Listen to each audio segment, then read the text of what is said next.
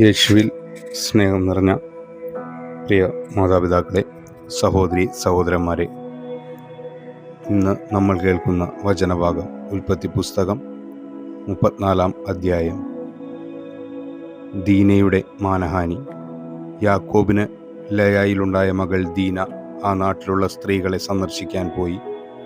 അവിടുത്തെ പ്രഭുവായിരുന്ന ഹാമോർ എന്ന ഹിവ്യൻ്റെ മകൻ ഷെക്കേം അവളെ കണ്ടപ്പോൾ പിടിച്ചുകൊണ്ടുപോയി ബലാത്സംഗം ചെയ്ത് അപമാനിച്ചു. അവൻ്റെ ഹൃദയം യാക്കോബിൻ്റെ മകളായ ദീനയിൽ ലയിച്ചു ചേർന്നു. അവൻ അവളെ അതിരറ്റു സ്നേഹിച്ചു. സ്നേഹവായ്പോടെ അവൻ അവളോട് സംസാരിച്ചു. ഷെക്കേം തൻ്റെ പിതാവായ ഹാമോറിനോട് പറഞ്ഞു, ആ പെൺകുട്ടിയെ എനിക്ക് ഭാര്യയായി തരണം. തൻ്റെ മകളായ ദീനയെ ഷെക്കേം മാനഭംഗപ്പെടുത്തിയെന്ന വിവരം യാക്കോബ് അറിഞ്ഞു. പുത്രന്മാരെല്ലാവരും വയലിൽ കാലികളുടെ കൂടെ ആയിരുന്നതുകൊണ്ട് അവർ തിരിച്ചെത്തും വരെ അവൻ ക്ഷമിച്ചിരുന്നു. ഷെക്കേമിൻ്റെ പിതാവായ ഹാമോർ യാക്കോബിനോട് സംസാരിക്കാനായി വന്നു. വിവരമറിഞ്ഞ് യാക്കോബിൻ്റെ പുത്രന്മാർ വയലിൽ നിന്ന് തിരിച്ചെത്തി. അവർക്ക് രോഷവും അമർഷവും ഉണ്ടായി. കാരണം യാക്കോബിൻ്റെ മകളെ ബലാത്സംഗം ചെയ്തതുവഴി ഷെക്കേം ഇസ്രായേലിന് നിഷിദ്ധമായ മ്ലേച്ഛതയാണ് പ്രവർത്തിച്ചത്. എന്നാൽ ഹാമോർ അവരോട് പറഞ്ഞു, എൻ്റെ മകനായ ഷെക്കേമിൻ്റെ ഹൃദയം നിങ്ങളുടെ മകൾക്ക് വേണ്ടി ദാഹിക്കുന്നു. ദയചെയ്ത് അവളെ അവന് ഭാര്യയായി നൽകണം. ഞങ്ങളുമായി വിവാഹബന്ധത്തിലേർപ്പെടുക. നിങ്ങളുടെ പെൺകുട്ടികളെ ഞങ്ങൾക്ക് തരിക. ഞങ്ങളുടെ പെൺകുട്ടികളെ നിങ്ങളും സ്വീകരിക്കുക. ഞങ്ങളുടെ കൂടെ പാർക്കുക. ഈ നാട്ടിൽ നിങ്ങൾക്ക് സ്വാതന്ത്ര്യമുണ്ടായിരിക്കും.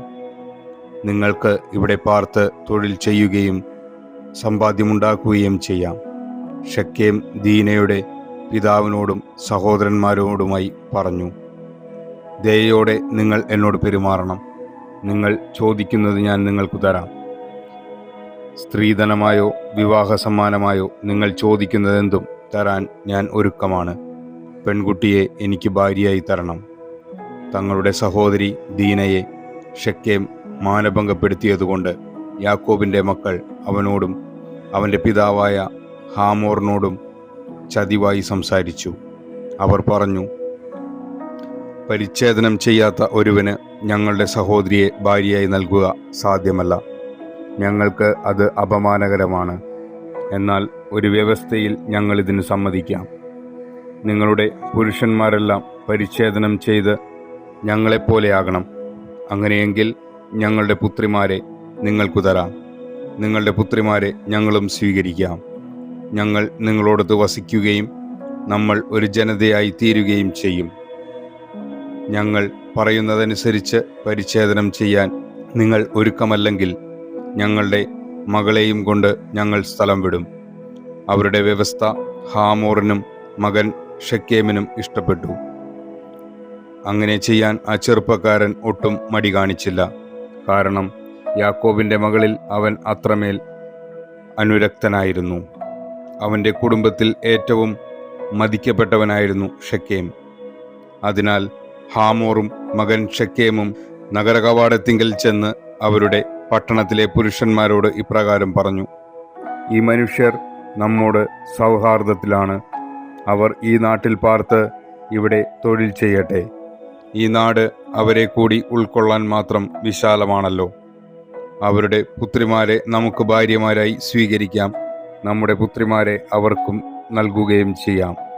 എന്നാൽ ഒരു വ്യവസ്ഥയിൽ മാത്രമേ ഇവർ നമ്മോടൊത്ത് പാർത്ത് ഒരു ജനതയാകാൻ സമ്മതിക്കുകയുള്ളൂ. നമ്മുടെ പുരുഷന്മാരെല്ലാം അവരെ പോലെ പരിച്ഛേദനം ചെയ്യണം.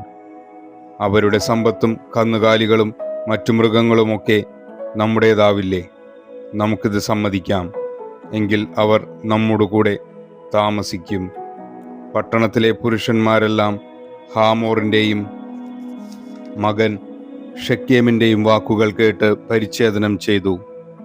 3-ാം ദിവസം അവർ വേദനിച്ചിരുന്നപ്പോൾ ദീനയുടെ സഹോദരന്മാരും യാക്കോബിൻ്റെ പുത്രന്മാരുമായ ശിമെയോനും ലേവിയും വാളെടുത്ത് അപ്രതീക്ഷിതമായി നഗരത്തിൽ കടന്ന് പുരുഷന്മാരെയെല്ലാം വധിച്ചു. ഹാമോറിനെയും മകൻ ഷെക്കേമിനെയും അവർ വാളിനിരയാക്കി. ഷെക്കേമിൻ്റെ വീട്ടിൽ നിന്ന് ദീനയെ വീണ്ടെടുത്ത് അവർ തിരിച്ചുപോയി.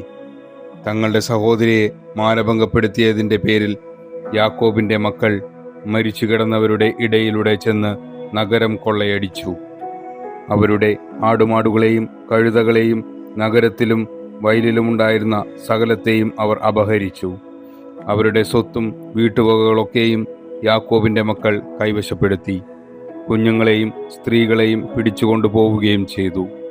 അപ്പോൾ യാക്കോബ് ശിമയോനെയും ലേവിയെയും വിളിച്ച് ഇങ്ങനെ പറഞ്ഞു: ഇന്നാട്ടുകാരായ കാനാൻകാരുടെയും പെരിസ്യരുടെയും മുൻപിൽ നിങ്ങൾ എനിക്ക് ദുഷ്കീർത്തി വരുത്തിയിരിക്കുന്നു. എനിക്ക് ആൾബലം കുറവാണ്. അവരൊന്നിച്ചുകൂടി എന്നെ ആക്രമിച്ചാൽ ഞാൻ തകർന്നു പോകും, ഞാനും കുടുംബവും നശിക്കും.